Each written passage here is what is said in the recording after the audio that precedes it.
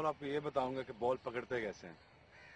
Ball को अगर थोड़ा सा ढीला पकड़ें और उंगलियों में गैप रखा जाए, ये जो चीजें जो ग्रिप्स और जो शाइन बता रहा हूँ ये न्यू और सेमी न्यू बॉल के लिए हैं।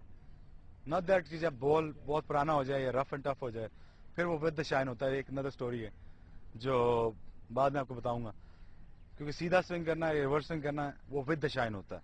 जो नया बॉल और सेमी न्यू बॉल के लिए हम ये बता रहे हैं कि सेमी न्यू बॉल जो शाइन अंदर की तरफ होगी वो बैट्समैन की तरफ होगी, अंदर की तरफ होगी, और जो शाइनी साइड बाहर की तरफ होगी वो बैट्समैन के बाहर की तरफ होगी।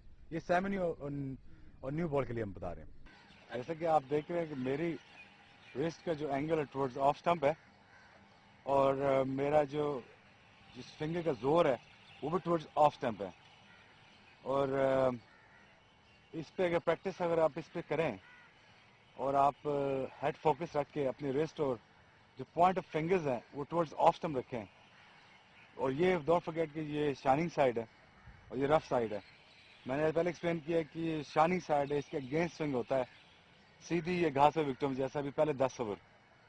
तो जैसे मैंने एक्सप्लेन किया इस फिंगर पे मेरा ज़्यादा जोर होता है, और एंगल भी होता है कि मेरे हाथ का एंगल जो है वो भी टुवर्ड्स ऑफ स्टंप जाना चाहिए, कोलैप्स करना चाहिए towards off stump.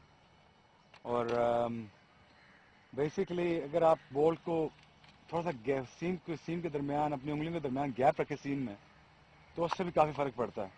Normally bowlers आपको टाइट करते हैं, यहाँ से बॉल टाइट पकड़ते हैं जैसे मैं टाइट पकड़ता हूँ, और बहुत सारे बॉलर जिनके हाथ बड़े होते हैं, उंगलियाँ बड़ी होती हैं, वो थोड़ा खुला पकड़ते हैं, थोड़ा सा गैप दे के पकड़ते हैं उसमें से। तो इससे फ़ायदा ये होता है कि बॉल को एक तो मूवमेंट उसको टाइम मिल जाता है, हाथ से रिलीज होने का अच्छा मौका मिल जाता है, उसको ट्विस्ट अच्छा करता है इसकी वजह से। और दूसरा उसको एयर द मूवमेंट जो होती है, जो एयर मूवमेंट